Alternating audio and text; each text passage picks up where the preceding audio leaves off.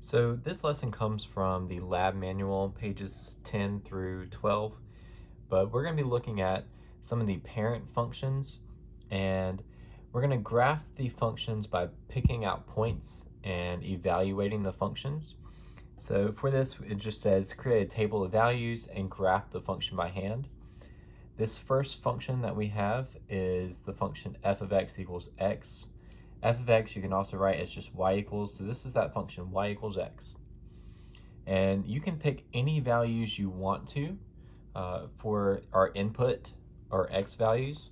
What we want to do is maybe always include 0 and then try to get some positives and some negatives. So I'm going to do 0, 1, 2, 3, and then -1, -2, and -3. So when we input these, if x is -3, that means y is -3. It just comes out that way. -2, if x was -2, y equals -2. Same with -1. We plug in 0, we get 0. And we'll see that we always get the same output as the input because y does equal 0. So now we write that as our coordinate, -3, -3, -2, -2, and so on. So this is a very basic function, and it doesn't have as interesting of a shape, but since we have just a blank graph paper here, you want to think about where these points are located. This works out nicely just to try to get the x and y axis right in the middle. Now your x-axis is always the horizontal one, our y-axis is our vertical. And we're just going to graph these. Now I do think it's helpful to put this in a different color. So I'm going to use red to do -3, -3, 1, 2, 3, -3. Then we have -2, -2, -1, -1, zeros, 1, 1, 2, 2, 3, 3. What we're going to see is it just has that linear graph here. So we're going to connect all these points and draw our function. So that is a linear function. And it has a slope of 1. That's something that maybe you've learned about, but we're not going to get into linear functions all that often. We do have the second one that we're going to see a lot of, and so it's x squared, or y equals x squared.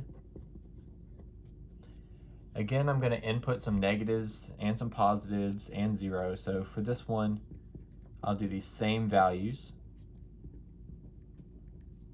and see what we get out. Now if I plugged in 0, 0 squared is 0 times 0, which is just 0. 1 squared, 1 times 1, is 1. 2 squared is 4. And 3 squared is 9. If I did -1 squared, I'm going to get -1 times -1, which comes out as +1. I get +4 and +9 from those outputs. And so I write our coordinates .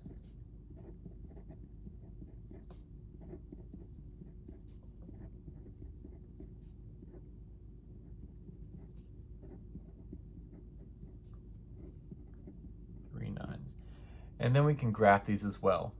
All right, so if I look at this, one of the things that I'm noticing is that our output that we have is 9. That's our highest output. So I'm actually going to change where I locate these axes and put that x-axis down towards the bottom.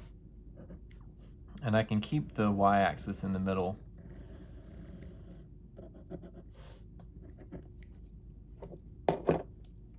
And so I have 0, 0 at the origin.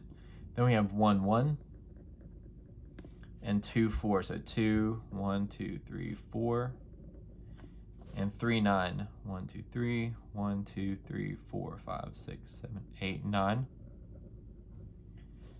If I go back to -1, it was -1, +1, -2, +4, and -3, +9. So what we're going to see is that each of those points actually mirrors itself. This is a reflective graph. So this graph has a shape called a parabola that we'll see and talk about. But this is a quadratic function. All right, the third one we have x cubed, and so I would do the same coordinates maybe, and if you want, go ahead and try that on your own. That would make this a little bit easier for you. You can just skip through the video and then see if you get the same results that I get.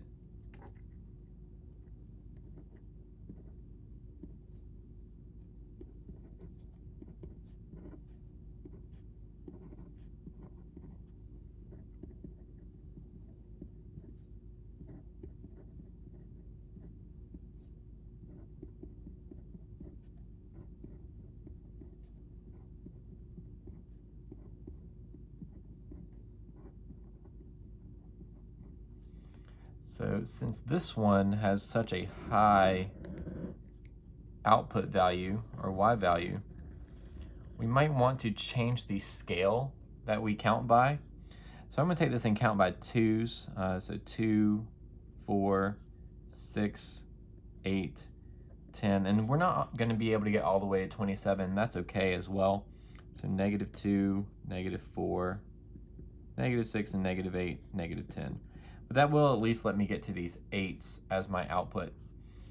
Our x values, we can still count by 1s if we want, but we do need to note that in our scale that the x's are counting by 1s, our y's are counting by 2s.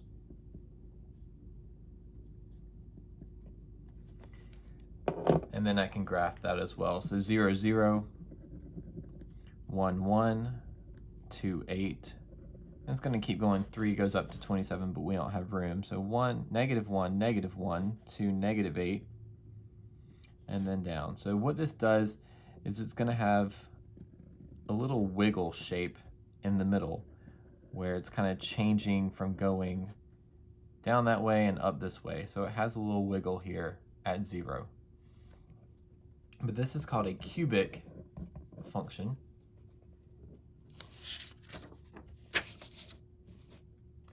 Number 4, these little bars are absolute values. This is an absolute value function. And again, if I plug in some negatives and some positives, if I plugged in -3, the absolute value of -3 is 3. Absolute value of -2 is 2. Same with -1, 0, 1, 2, and 3. Your absolute value button on your calculator, you can click, all right, math, go over to num, and then absolute value is number 1. So if you don't have the same calculator as this one, that's okay, but you should have an absolute value button if you needed to. I could do absolute value of -3, comes out +3. And so then we just plug those points into our graph.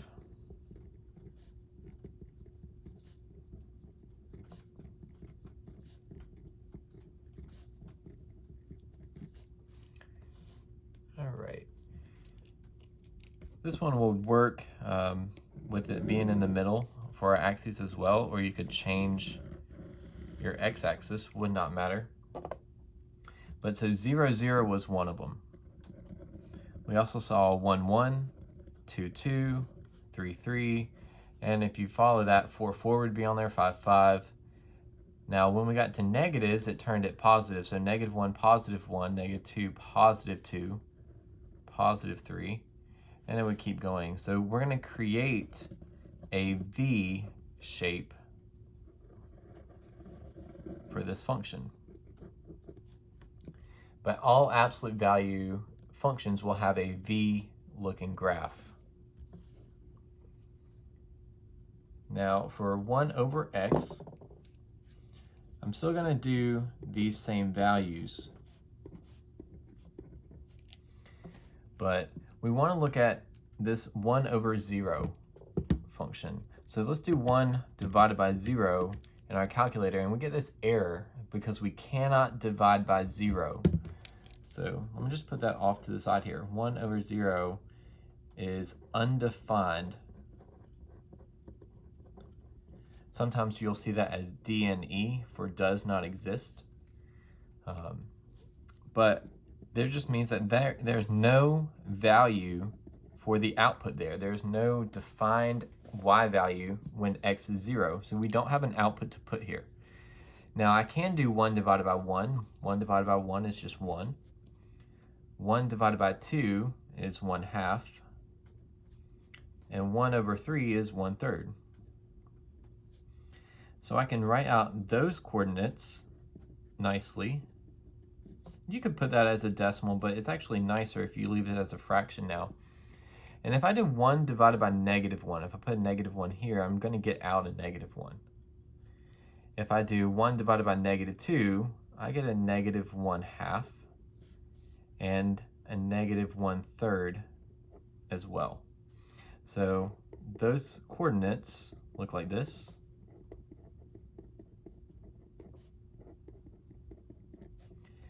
And when we graph this, I'm going to again put this right here in the middle.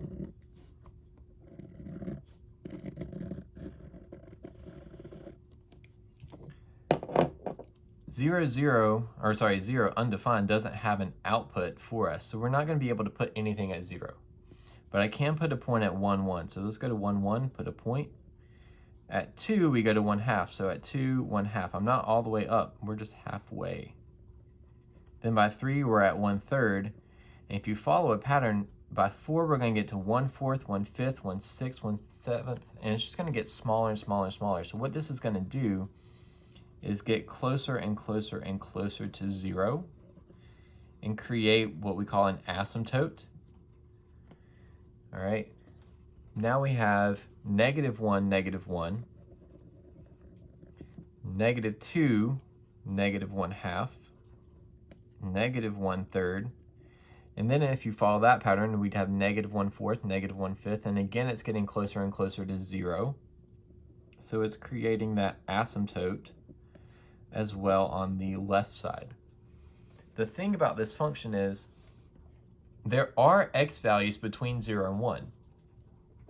Our input does not have to be an integer. It doesn't have to be a whole number. So if I plugged in 1/2, then that would mean I have 1 divided by 1/2. And you can use your calculator for that if you want. 1 divided by, parentheses, 1/2. You can use the fraction button, but you're going to end up getting 2. It comes out as a whole number 2. So there is a coordinate, let's put 1/2 here, 2, that we could plot. So there are, let's go to 1/2, it goes up to 2. And actually, if you followed this pattern, 1 divided by 1/3, we get 3. And so as the x values get smaller, the y values are going to get bigger here as we get closer and closer to x equals 0. So what that creates is a vertical asymptote. And we would see the same thing. Let's say x equals -1/2. 1 over -1/2 would be -2.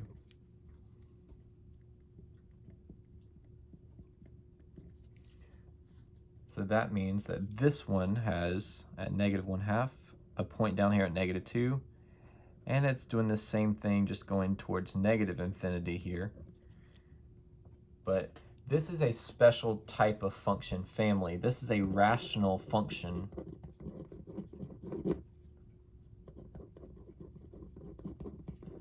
And for all rational functions, you're going to have some asymptotes. And so this has a vertical asymptote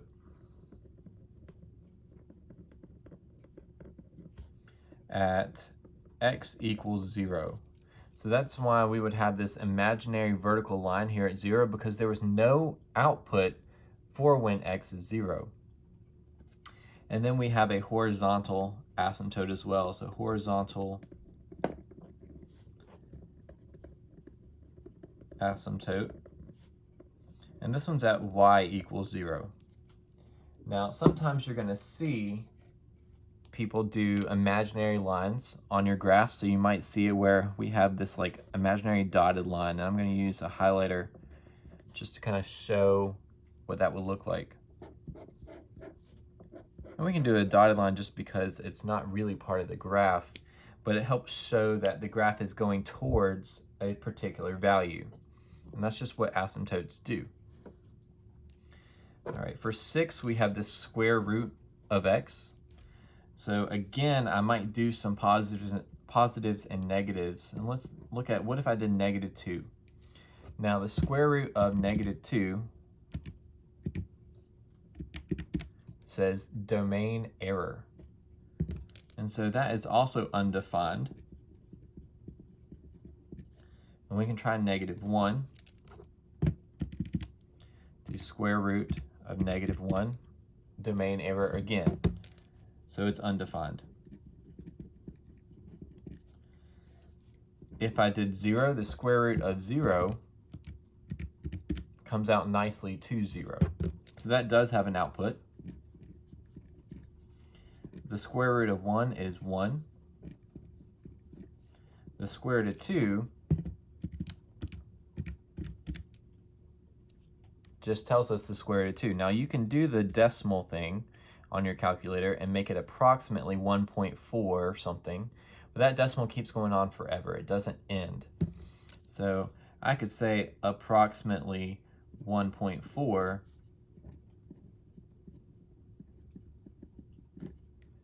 but the thing is, that's not going to be a nice point to graph on our graph. So we think about what are the nice square roots, and we don't have to go in any particular order for our x values.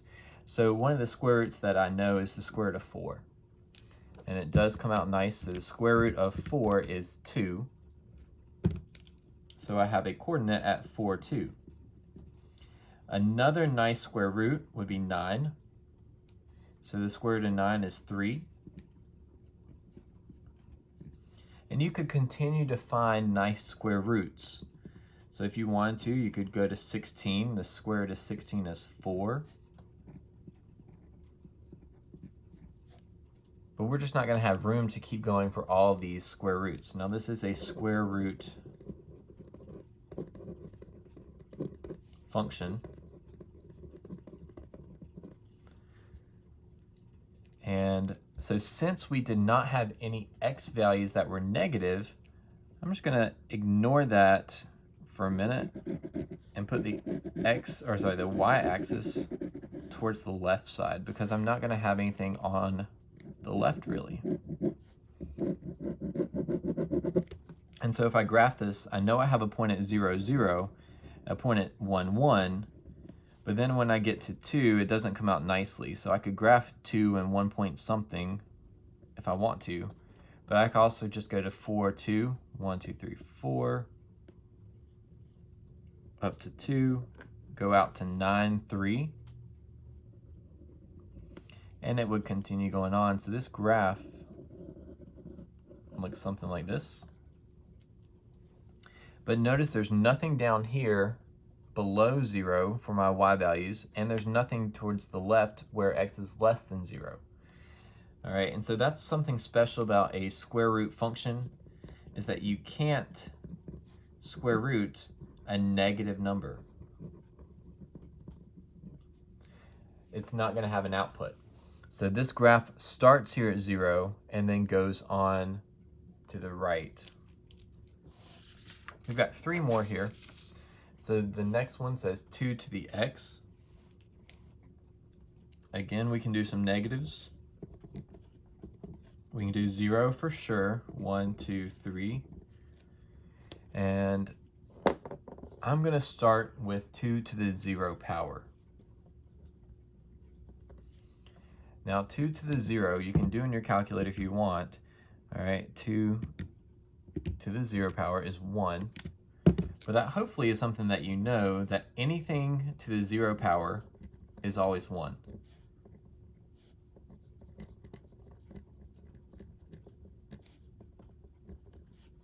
So when I have x is 0, y is 1. I I can continue doing 2 to the first. Now 2 to the first is just nice because it's 2. 2 to the second power, if I put a 2 there, is 4. And 2 to the third, 2 times 2 times 2 is 8. So I have these nice coordinates. But then let's look at these negatives. So -1, 2 to the -1 is 1 over 2 to the first. Now negative exponents move your number to the denominator of a fraction, so that's just 1/2. If I had 2 to the -2, that becomes 1 over 2 squared, so it's flipping that fraction, and so 2 over 1 becomes 1 over 2, it's 2 squared, is 1/4. Same thing, 2 to the -3 would be 1 over 2 cubed, which is 1 over 8.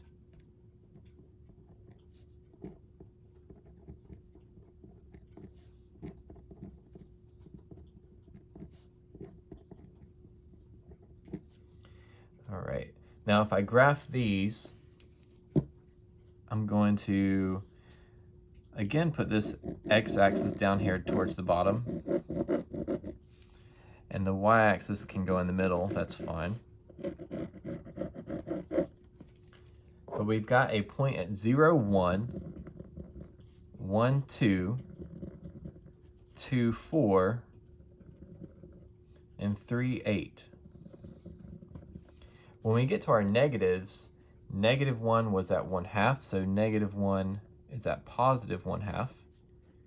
-2 is at +1/4, but that's smaller than 1/2, so it's going closer to the x-axis. And 1/8 is even closer to the x-axis. So what you're going to notice is as you go to the left, these values are getting closer and closer to 0. So that is a horizontal asymptote again. Okay, so this has a horizontal asymptote at y equals 0. On the left hand, it's approaching y equals 0. So this is an exponential function.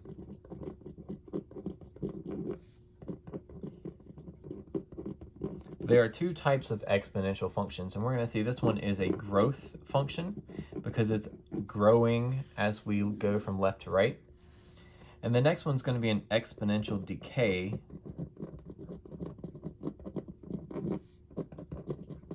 function.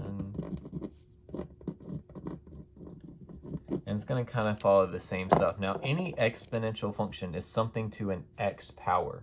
So we're going to see that if x is in the exponent, it's exponential. So I'm going to do -3, -2, -1, 0, 1, 2, 3 again. And anything to the 0 power, so 1/3 to the 0, is just going to be 1.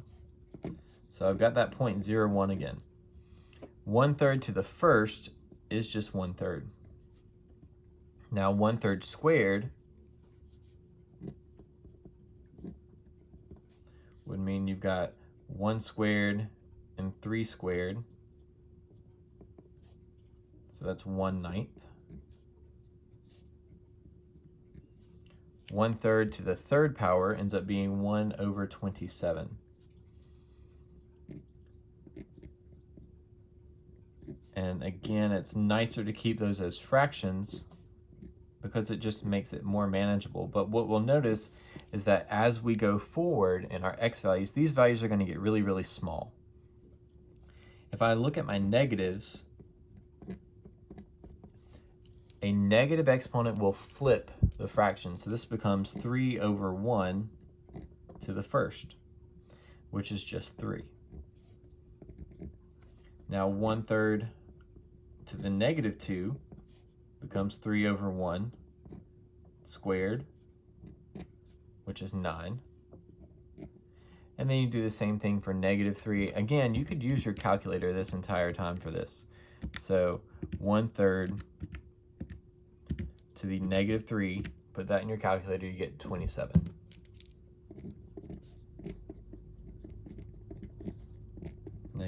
9, and negative 1, 3. We graph those. I'm going to put the x-axis again down towards the bottom, and then we can keep the y-axis in the middle. What we'll have here is at 0, 1 point that stays the same. 1 is at 1/3. So try to go to 1/3 of the way up. Then we have 1/9, so that's just really small, very close to the x-axis. And then 1/27, that's even smaller. It's really hard to actually find an exact value for that. So it's not really important that you're precise. You just want to make it really close to the x-axis, because as we get closer, or as we go further on the x values, the outputs get closer to 0.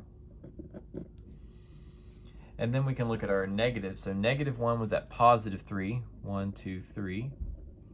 Negative 2 is at positive 9, which makes this all the way up here. And negative 3 way up off the graph. So our function here should be decreasing. That's why it's a decay function. But this also has a horizontal asymptote. So this is horizontal asymptote at y equals 0 again, because it's approaching y equals 0. These values are getting closer and closer and closer to 0. Our last one here, log of x. If I plug in negatives and positives, we can see what those outputs will be for those inputs. But our log button is over here on our graph, so it's underneath second. If you press it one time, you're going to get ln. If you press it again, you get the log button. So you may have a different calculator, and you'll have to figure out how to use that. But if you have the 36x, that's what we have. So log of negative 3 comes out as, again, a domain error. So it will say undefined, or does not exist. You could change that to a negative 2, but you still get a domain error. Negative 1, domain error. And so what we hopefully will notice is that we cannot take the log of a negative number, just like we couldn't take the square root of a negative number. Those are all undefined. So let's plug in 0. Log of 0, also domain error.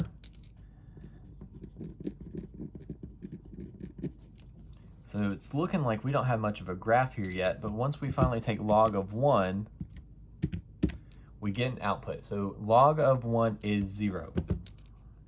That means I have a coordinate at 1, 0. I can do log of 2. And we get a decimal, 0.301. We can do log of 3, but we get 0.477. So we're not getting nice points when we're doing this log. In fact, the only way that we're going to get nice points, we'll learn later on about, is if I did log of 10. So let's say I skip down to 10, I have an output of 1. So 10, 1 would be on the graph. But the next nice point is at 100. So let's try log of 100. We get 2.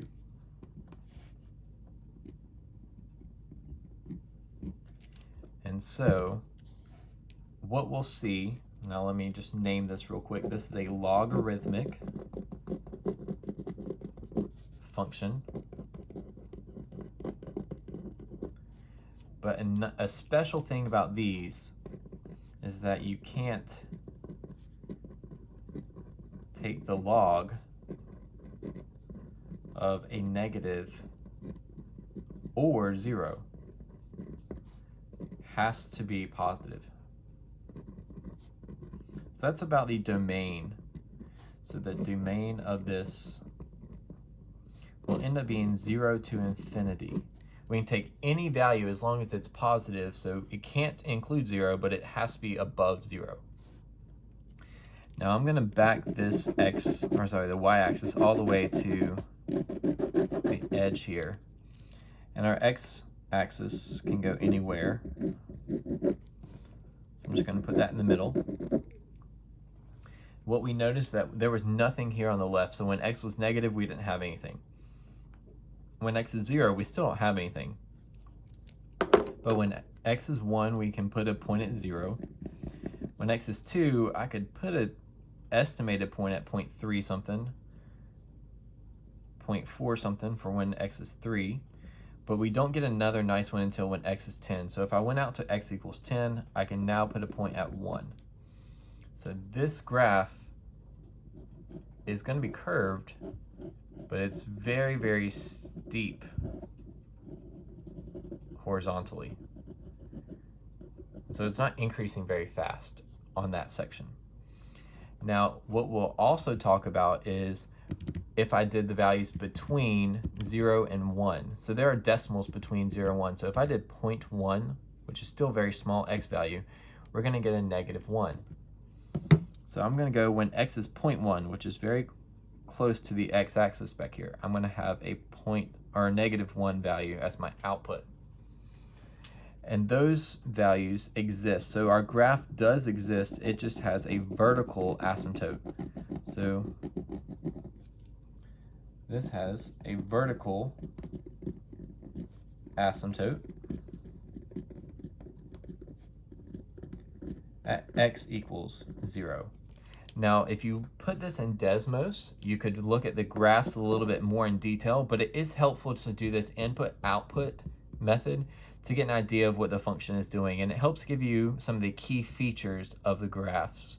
Desmos is nice because you can zoom in and out of the graph and kind of see more of the details with the values if you want to. But it is important to be able to identify the type of function with the graph of the function.